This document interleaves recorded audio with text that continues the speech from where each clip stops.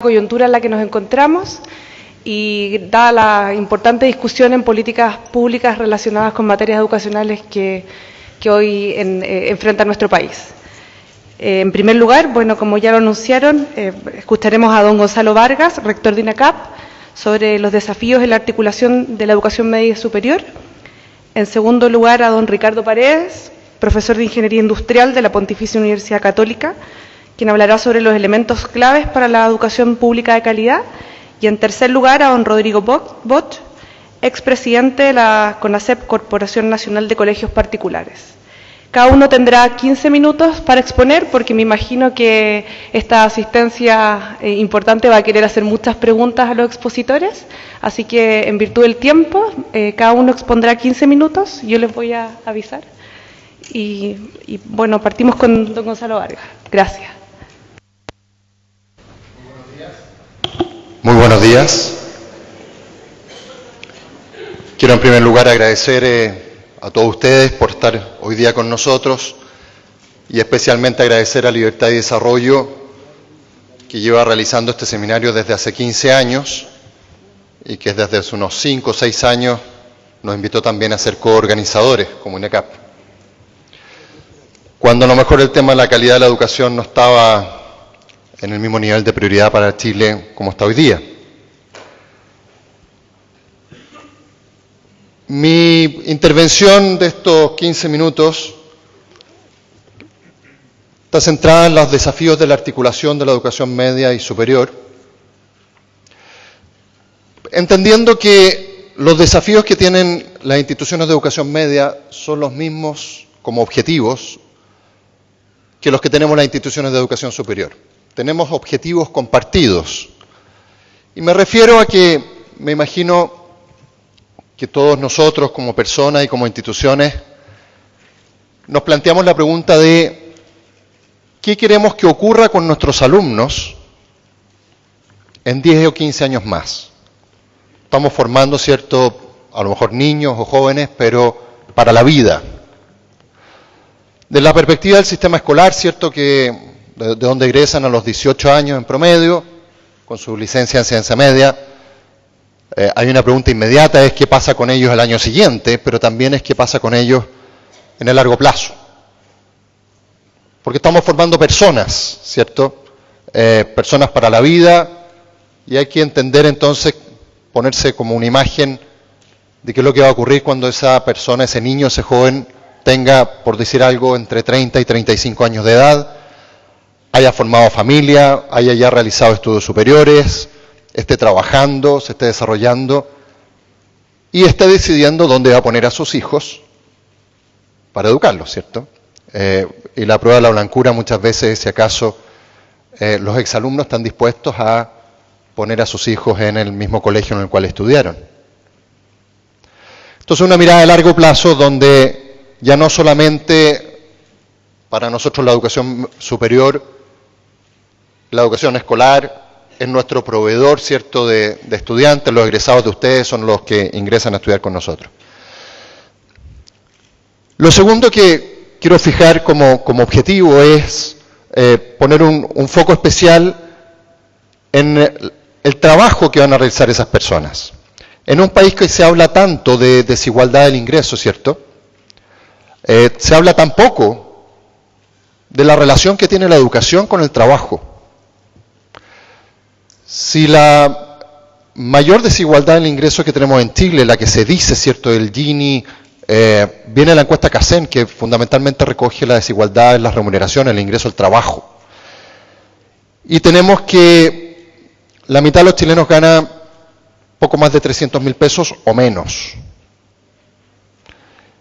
Y que el 75% de los chilenos gana 550.000 pesos o menos. Y una pregunta entonces es que si queremos superar la pobreza y disminuir la desigualdad, ¿en qué van a trabajar nuestros alumnos cuando hayan egresado, ¿cierto? Desde la perspectiva de la educación escolar, ¿qué van a estudiar en la educación superior? ¿Y cómo eso les va a ayudar a su desarrollo laboral? O en el caso de la educación media técnico-profesional, ¿cómo esa especialidad en la educación media les va a ayudar a su desarrollo laboral?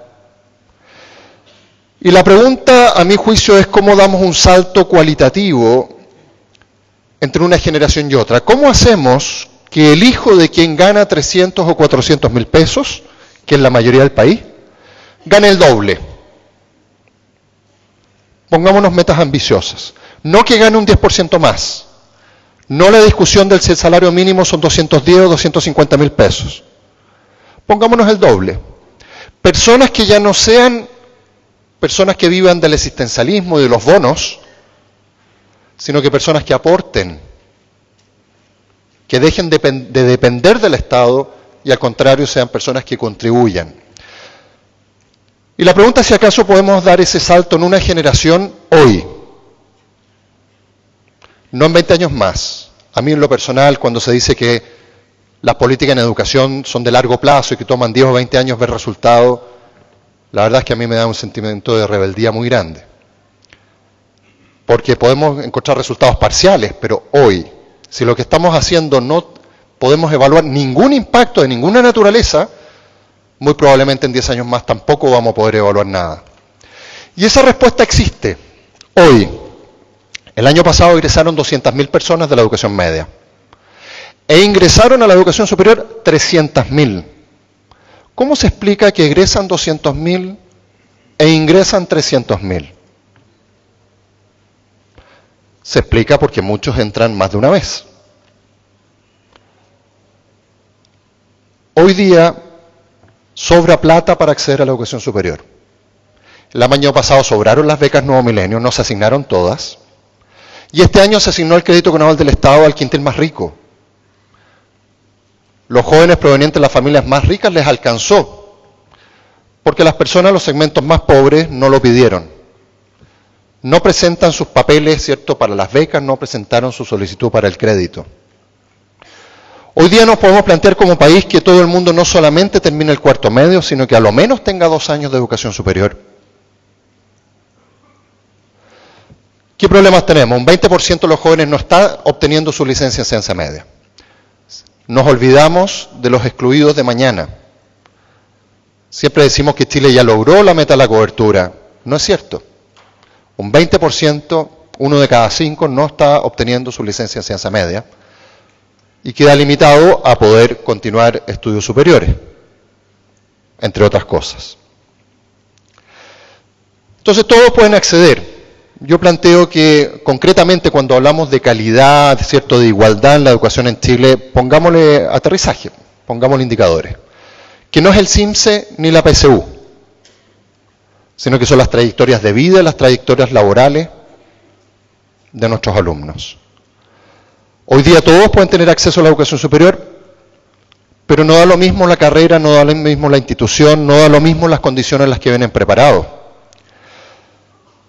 Los mejores trayectorias laborales en carreras técnicas y profesionales, yo voy a hablar desde INACAP, ¿cierto?, un paréntesis para los que no lo conozcan tanto, tenemos 120.000 alumnos, este año ingresaron 38.000 alumnos nuevos, si egresan 200.000 de la educación media y nosotros tenemos 38.000 alumnos nuevos, equivale al 19% de los egresados de la educación media del país, 1 de cada 5. Así tenemos una buena muestra de lo que ocurre en Chile. Y además me toca presidir el Consejo de Institutos Profesionales y Centros de Formación Técnica, que agrupa 16 instituciones acreditadas, que en conjunto tenemos 400.000 alumnos. Y que recibimos el 55% de los alumnos nuevos del sistema de educación superior. Entonces estamos hablando de la mayoría del país, la mayoría que no utiliza la PSU, porque en el acceso a la educación superior 2/3 del sistema no ocupa la PSU, o no la solicita, o pide PSU rendida, pero no exige puntaje. El problema de la PSU, el ranking, la nota de enseñanza media, es la discusión de 1/3. No es relevante para los otros 2/3. Y a mí me parece que cuando hablamos de desigualdad y superación de la pobreza, deberíamos estar hablando sobre todo de esos 2/3.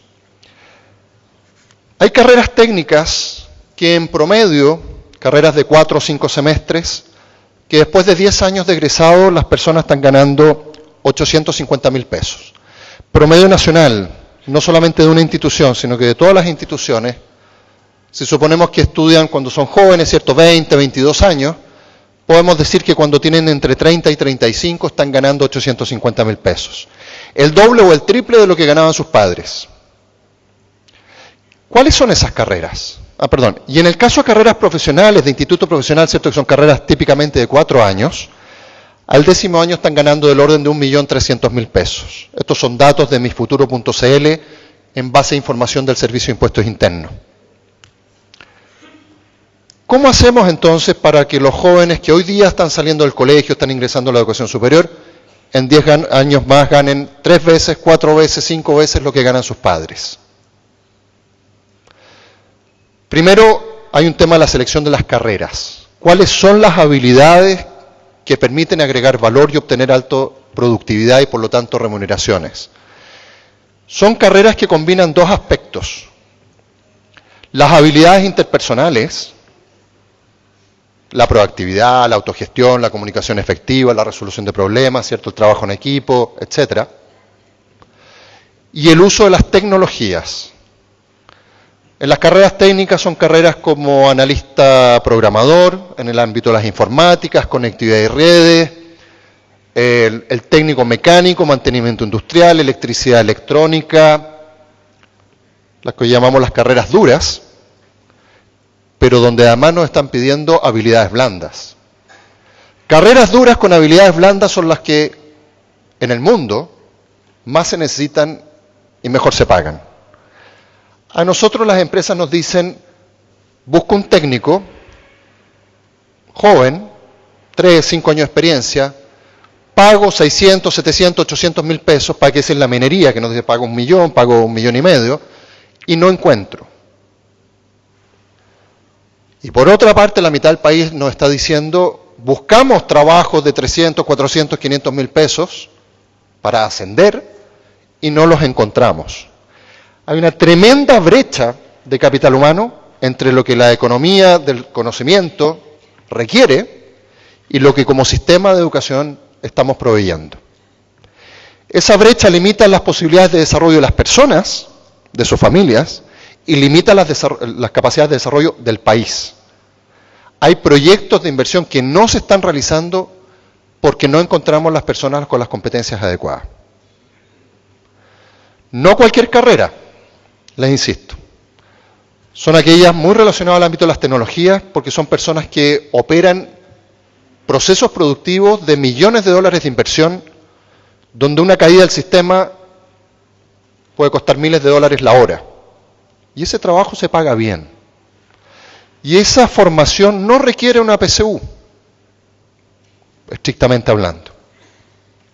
¿Qué necesitamos entonces? Un sistema de orientación. Entre paréntesis, en este tema de las carreras y las remuneraciones se da otro fenómeno del cual aparentemente se habla mucho, pero se hace muy poco. El sesgo de género. Las carreras mejor remuneradas son 80-90% masculinas. Las carreras peor remuneradas son 80-90% femeninas. Hay un sesgo cultural, llamémoslo, un sesgo de información, que hace que las mujeres no se interesen, llamémosla. No quiero ser reduccionista, pero en la práctica, muy pocas mujeres quieren estudiar estas carreras. Eso da para un gran tema también. Entonces, si estamos hablando de desigualdad del ingreso, si estamos hablando de desigualdad de género, vamos a ver dónde se produce la desigualdad. Y la desigualdad se produce en el mercado del trabajo. Y por lo tanto tenemos que ver cuáles son las competencias, la formación que se requiere para poder obtener un buen trabajo y una buena remuneración.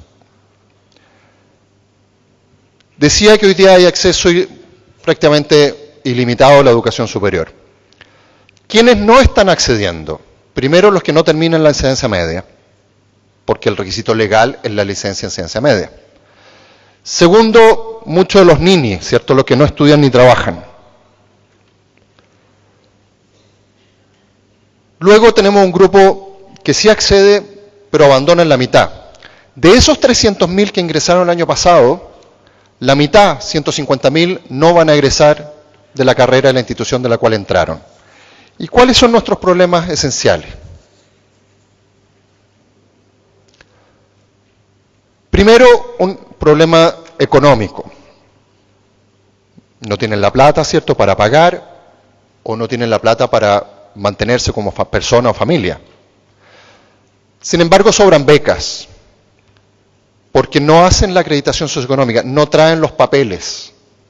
Cuando hablamos de habilidades interpersonales, ¿cierto?, responsabilidad, compromiso, proactividad, hay personas que uno los llama y les pregunta ¿por qué no postuló a la beca? ¿Por qué no trajo los papeles? Y las respuestas pueden ser porque se me olvidó, porque me dio lata. De eso estoy así de concreto. Las oportunidades están, porque no saben pedir ayuda. Un segundo gran problema es el nivel de preparación académica. Yo lo he dicho en este mismo seminario años atrás. Todas nuestras carreras tienen una asignatura de Matemáticas 1 en el primer semestre, que es matemática de colegio, que es repaso.